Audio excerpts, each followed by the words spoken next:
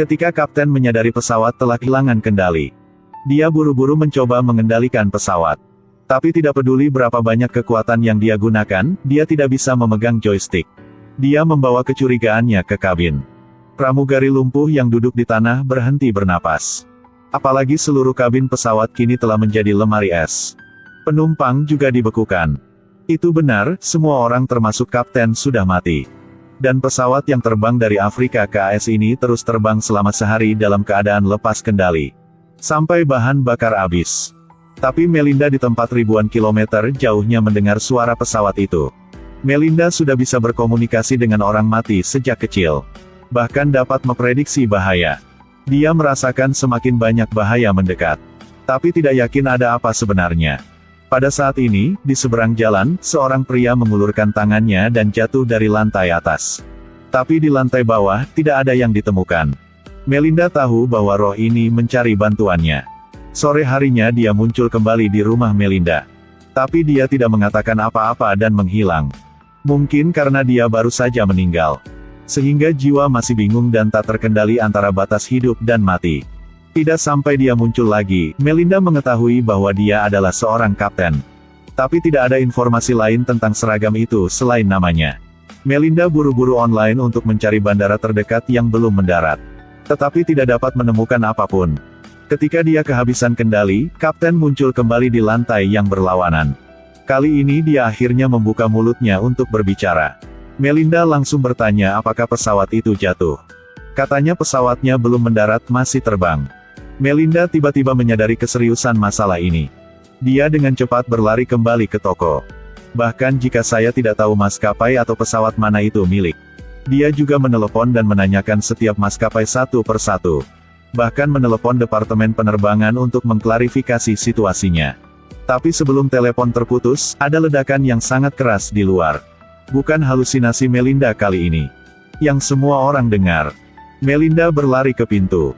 Baru saja melihat pesawat terbang di atas. Itu mendarat tidak jauh dari Melinda. Sebelum dia bisa sepenuhnya pulih, pemandangan yang mengejutkan muncul. Sekelompok orang yang membeku tiba-tiba muncul di jalan. Mereka semua gemetar. Cahaya yang hilang penuh dengan ketidakberdayaan. Tapi orang yang lewat tidak melihat mereka. Bukannya mereka melakukannya secara tidak sengaja, tetapi mereka benar-benar tidak melihatnya. 10 menit yang lalu, sebuah pesawat jatuh di suatu tempat dekat Melinda. Semua orang di pesawat berada dalam masalah. Tapi jiwa para korban semuanya muncul dalam keadaan beku. Mereka ingin mencari tahu apa yang terjadi pada akhirnya. Di bawah bimbingan pramugari, mereka pergi mencari Melinda. Seseorang yang bisa berkomunikasi dengan roh. Aku tahu kamu melihat kami. Melinda tiba di lokasi kejadian di mana ada mayat di mana-mana. Jiwa para korban juga berkeliaran di sekitar sini. Mereka meminta staf untuk membantu mereka menemukan anggota keluarga. Tapi tidak ada yang bisa mendengar atau melihat mereka. Kecuali dari Melinda, katanya kepada pramugari. Cepat kumpulkan orang-orang untuk membantu mereka bisa ke surga. Tapi pramugari berkata, sebelum mengklarifikasi penyebabnya, mereka tidak akan pergi. Tanpa pilihan lain, Melinda harus membantu mereka menemukan penyebabnya terlebih dahulu. Keesokan harinya, orang yang bertanggung jawab menyelidiki insiden itu datang untuk menemukan Melinda. Mereka ingin tahu bagaimana Melinda bisa meramalkan kecelakaan pesawat itu.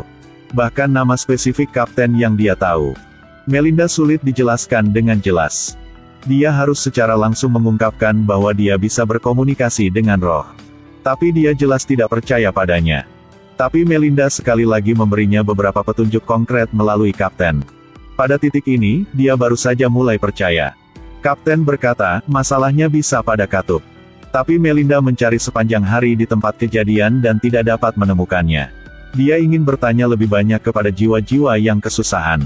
Jadi dia pergi ke lobi tempat keluarganya menunggu. Di sini, jiwa para korban masih bersama orang yang mereka cintai. Tapi perbedaan yin dan yang tidak bisa mengucapkan selamat tinggal. Melihat adegan ini, Melinda ingin membantu mereka mengucapkan selamat tinggal kepada anggota keluarga mereka. Saya harap semua orang tahu. Cinta yang dimiliki orang untuk orang yang mereka cintai, mereka semua rasakan. Jangan lupakan aku. Aku bisa merasakan jiwa mereka ada di sini. Saya bisa merasakan rasa sakit mereka, stagnasi mereka. Tapi yang terkuat adalah cinta mereka untuk semua orang.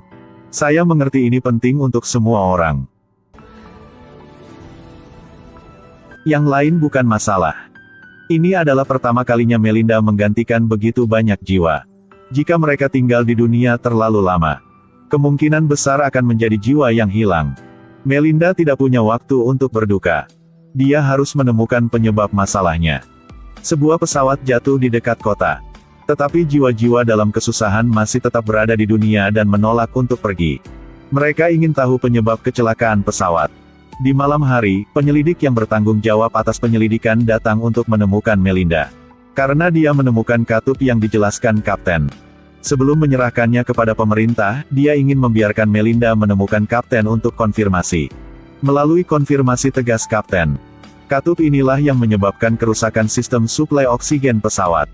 Di ketinggian ribuan meter, jika tidak ada udara, manusia hanya bisa bertahan paling lama 20 detik. Dan hilangnya tekanan di ruang mesin menyebabkan suhu turun secara tiba-tiba. Mereka pingsan duluan karena kekurangan oksigen. Lalu rasanya seperti mati kedinginan.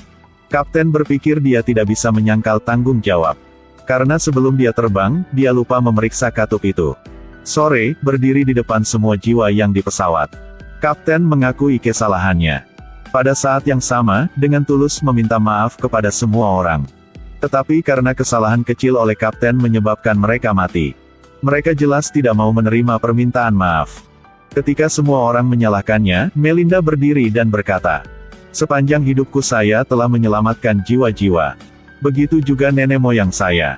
Saya telah mengubah ratusan jiwa. Saya telah melihat banyak sekali manifestasi dari jiwa-jiwanya. Aku bisa merasakan mereka sudah tenang di sana. Semua hanya butuh sedikit keyakinan, itu saja." Dia dengan sabar menasihati semua orang. Suasana hati semua orang tampaknya sudah tenang. Pada saat ini, tidak jauh dari sana, sebuah cahaya terang muncul. Dan wajah semua orang mulai terlihat senyuman hangat. Tampaknya menikmati setiap momen di masa sekarang. Melinda bilang tidak apa-apa, cahaya di sana. Apakah lengan orang yang mereka cintai yang telah meninggal memberi isyarat kepada mereka? Mereka mulai berjalan perlahan, secara bertahap datang ke cahaya hangat itu. Ada banyak orang yang tidak bisa melepaskan kemiskinan seumur hidupnya. Ada banyak orang yang keras kepala sampai akhir. Kita terlalu memperhatikan pengejaran. Jadi lupa tentang pemandangan indah di sebelah kita. Apalagi pemandangan indah di samping kita adalah tujuan sebenarnya yang harus kita kejar.